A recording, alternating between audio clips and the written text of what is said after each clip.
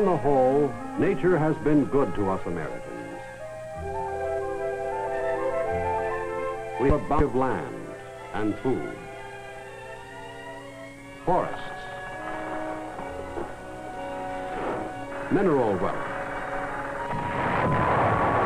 and water to sustain people, plants, and animals. But occasionally nature, as if to remind us of her bounty, unleashes a fury of wind, rain, and flood.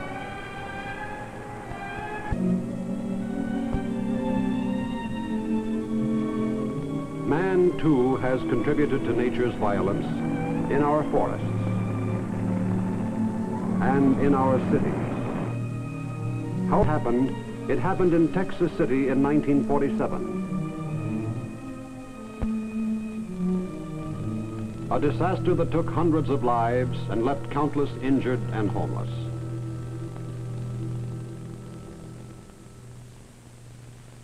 Disaster has occurred with such frequency that in many towns and cities across the nation, thoughtful men and women are preparing plans to care for the injured, the sick, and the desolate. The aftermath of disaster. Take this group from the town of, well, we'll call it Milford. Each one of them knows that disaster planning is a complex job involving the coordination of many different skills. On their planning hinges the story we call Milford, USA. These men and women in Milford knew that planning against disaster wasn't a sometime thing, a hit-and-miss affair.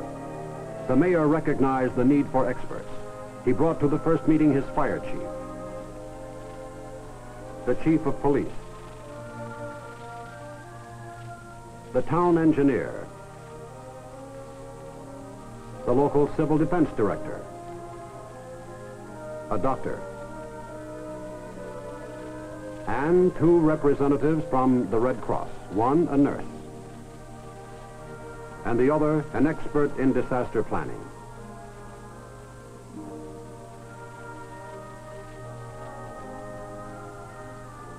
From the start, the group knew what it was planning for. A river ran through the town, and a bad flood could cause severe damage. Although the town's fire laws were stringent, a fire in one of Milford's industrial plants or tank farms might cause a major disaster.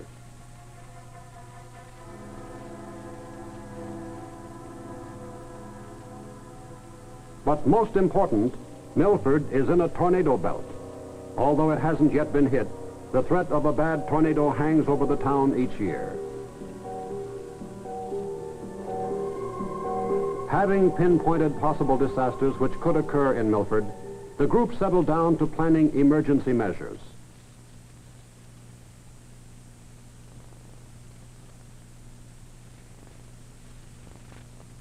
In the weeks that followed, safe areas or shelters were designated, and the townspeople made aware of them.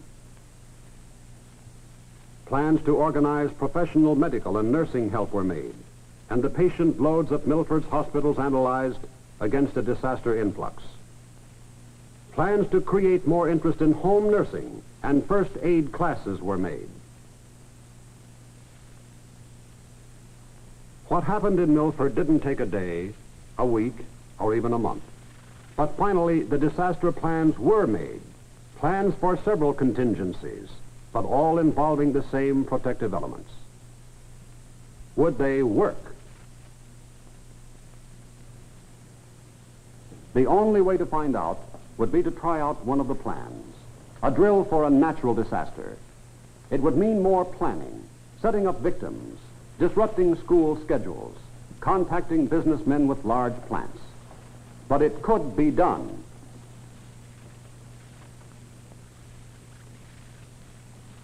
For the town of Milford, planning for a disaster wasn't left to chance.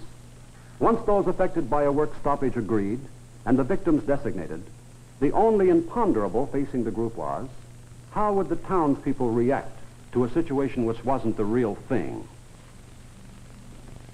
Let's see what happened in the shelter phase of the drill.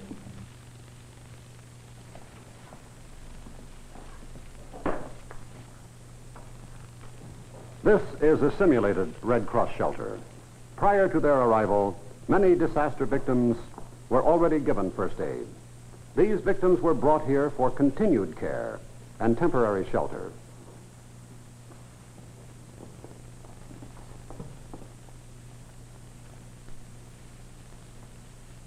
Nursing assistants who are calm and well-informed about the condition of patients can give simple nursing care to help patients and their families feel that everything possible will be done to promote recovery. Knowledge of home nursing fundamentals, vital to the health and comfort of your own family, may bring relief, comfort, and reassurance to the victims of disaster. The need for warmth and reassurance is even greater in caring for the old. An aged parent or relative in your own home, here, a stranger. Care for the young, disrupted, made homeless, perhaps in a disaster orphaned. Again, a need for knowledgeable home nursing care. One of the most basic of all home nursing procedures, the taking of temperatures. If thermometers are available, the home nurse, familiar with the procedure, will have no difficulty in an emergency in adapting herself to a shelter situation. Of course, in real life, the home nurse will usually want to wear low-heeled shoes.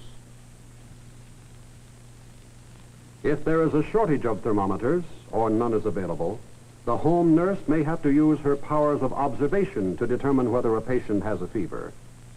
A rise in temperature may be caused by infection or dehydration, especially in burn cases. The feel of a patient's forehead, a flush in the patient's cheeks, may indicate the presence of a fever. The throat is one of the first areas where symptoms of illness appear. Early recognition of a sore throat by the home nurse may help prevent the spread of disease, especially when large numbers of people are gathered in one shelter. Burns may be the result of flame, chemicals, steam, or hot water. Burn dressings applied at the disaster scene must be checked carefully to see that they are clean and secure, and, if necessary, another one added by the home nurse.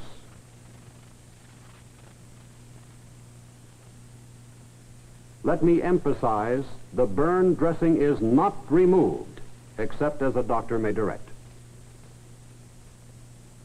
Injury to limbs is a common result of a disaster. The home nurse should observe whether splints are in the proper position and report when adjustment is necessary. Open cuts and wounds from flying debris are sure to take their toll. Knowledge of pressure dressings enables this nurse to assist in applying further pressure to control the bleeding. Such follow-up procedures on the part of the home nurse may keep a patient alive until further medical care can be given.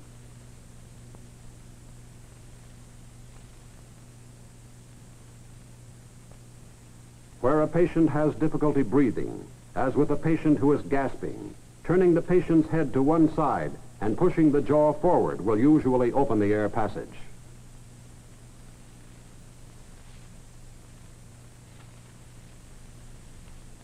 Cold or hot compresses may also relieve suffering.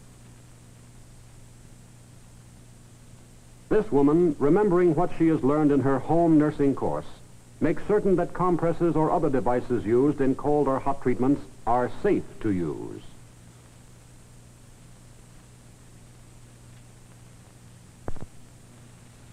The home nurse remembers, too, the procedures for treatment of the eyes, a common source of injury from swirling dust and debris.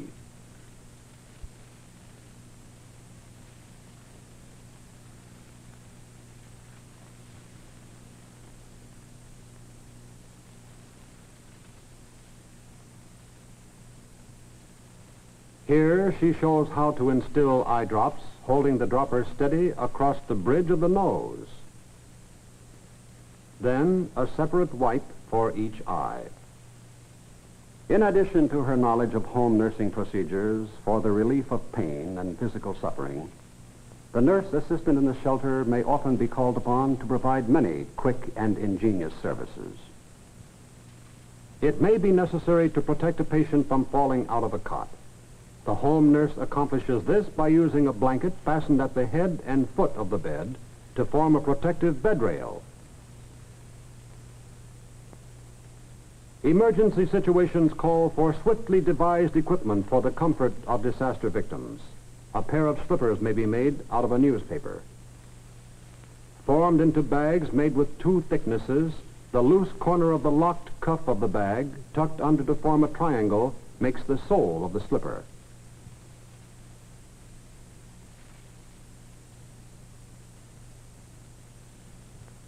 In the same way that the slippers were made, newspapers may also be used to improvise bags for disposal purposes. An improvised robe may be a great comfort in an emergency shelter. This home nurse fashions a robe out of a blanket. A lengthwise fold of the blanket placed at the center of the patient's neck forms the collar. The blanket is adjusted around the patient's shoulder and pinned. The robe is then completed by pinning sleeves on each side.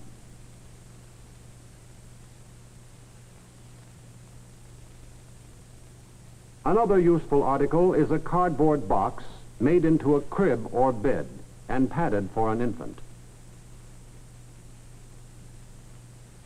When possible, the home nurse should arrange to screen off an area in the shelter, perhaps for a nursing mother or for any situation calling for privacy.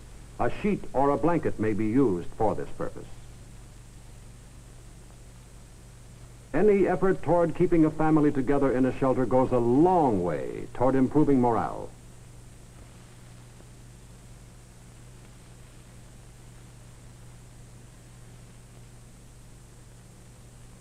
The home nurse is invaluable in this type of human guidance, where knowledge of emergency measures and facilities is of such vital importance.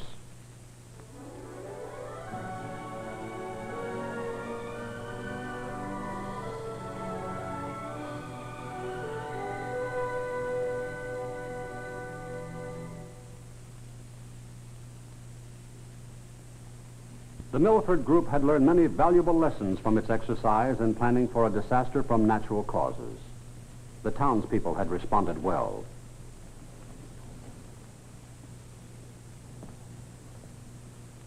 The group knew that more education, more planning would be necessary for community shelter living to protect themselves from the danger of fallout if the country were subject to a nuclear attack. There are established methods of maintaining sanitation and preventing infection which must be employed in the fallout shelter. A home nurse will be helpful in ensuring that these methods are followed. For example, in the use of containers, for disposal of waste, soil dressings, litter, and human waste. A knowledge of food preparation under emergency conditions is vital for preparing food in a fallout shelter. This home nurse is preparing a bottle feeding for a baby using powdered milk and cold water.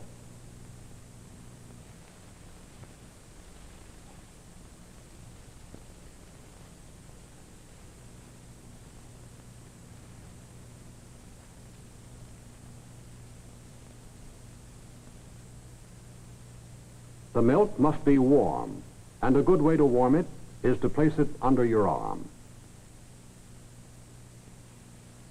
Food and water itself must be carefully conserved in an emergency shelter. The responsibility for distributing these supplies rests with the shelter manager, but the home nurse can help in the task of teaching individuals how to conserve distributed supplies.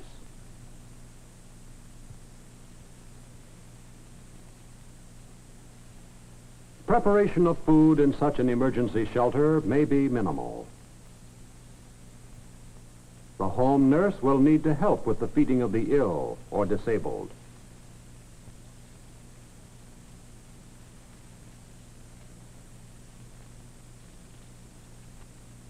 The tensions of confinement in a shelter may be relieved by recreation. The home nurse can help entertain the children by telling them stories or teaching them songs. She may even improvise games, such as this checkerboard made from cardboard. She can see to it that reading matter is circulated. Above all, the home nurse can see to it that disaster victims are made as comfortable as possible.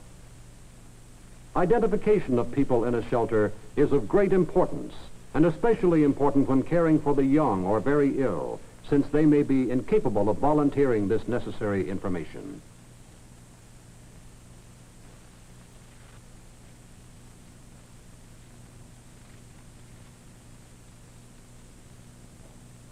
This, then, has been the story of Milford, USA.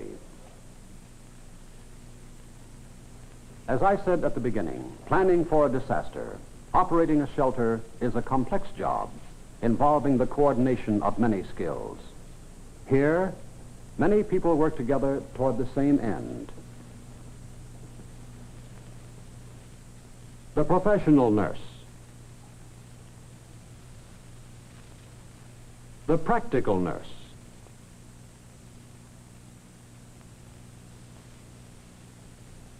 and the home nurse. Like others, the home nurse is a valuable member of the emergency team. In this effort, no one stands alone. In recognition of that fact, may I present Mrs. Jane Hanna, Special Assistant to the Assistant Secretary of Defense for Civil Defense, who will speak to you about your importance as a home nurse in disaster situations. Mrs. Hanna. This is the last in the series of Red Cross home nursing films. In previous films, you have seen demonstrations of many nursing skills which you can employ in relieving suffering in your own home or your own community. Today, you have seen how many of those home nursing skills may be adapted to care for larger groups in a Red Cross or a community fallout shelter. In the event of disaster or nuclear attack upon our nation, follow-up care of the sick and injured and reassurance of the bewildered and frightened will require home nursing knowledge. For it is very important that doctors and professional nurses be relieved of as much routine work as possible under emergency conditions.